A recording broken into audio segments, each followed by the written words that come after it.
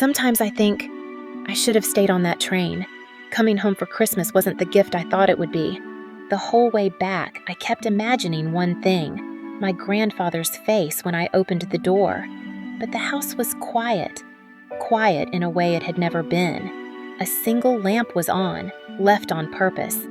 And beside his photo, a black ribbon. And a date from just a few days ago. Why didn't anyone tell me? The train arrived just around dusk. The sky was so dark that the lights of our small town looked like yellow stars scattered across the ground. Snow was falling gently, the way it always did in winter. I gripped my suitcase tightly and stepped out of the station. I was excited. For the first time since leaving for university, without telling my family, I was going back home to surprise everyone for Christmas. The whole way, my mind kept replaying one image, my grandfather's face when I opened the door. He always wanted to see me lively and doing well. I could still feel his warm hands from the day he sent me off. The streets were familiar, the lights, the trees, even the silence. But something in the air felt different, something I couldn't explain. When I reached the house, I instinctively looked for chimney smoke or the usual laughter, but the house was quiet. No lights, no sound. I thought maybe they hadn't returned from church yet. My family usually went to church on Christmas evening for the service and prayers. I had a key, so I unlocked the door myself.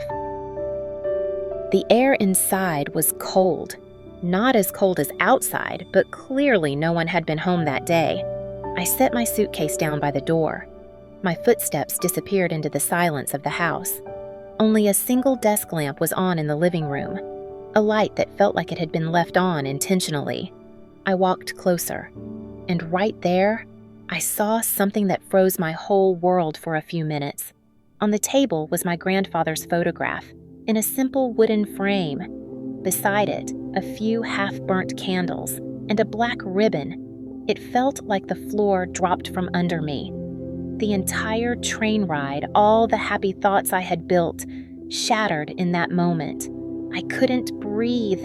I just stared. My eyes fell on a small piece of paper next to the frame. A date was written on it, a few days ago, right in the middle of my term. I felt something stuck in my throat. Not tears, not shock, something bitter and confusing. I dropped into the chair beside the table. My hands were freezing, not from the cold, but from what I had just realized. Why hadn't anyone told me? How had I not known all this time? A moment later, the stack of letters on the table caught my eye. One of them hadn't been opened. My name was on it, in his handwriting. With trembling fingers, I opened it. Inside, it said, "My dear, I don't know when you'll read this letter. I haven't been feeling like myself lately.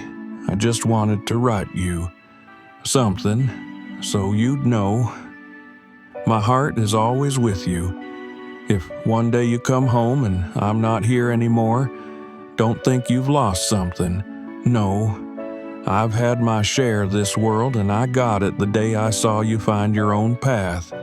You were always ahead of me, from when you were a child to now, when you've gone after your own studies in life.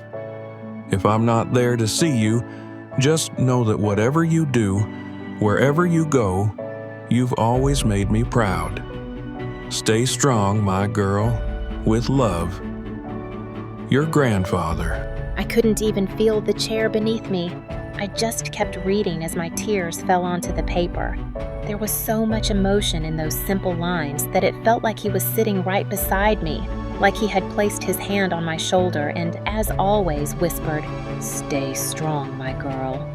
I don't know how long I stayed like that. The house was still empty. Only the sound of the wind came from the window.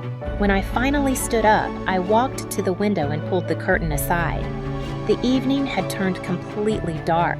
The yard was covered in snow, and that old bench my grandfather always sat on was lying under a thin, quiet layer of snow. I put on my coat and went outside.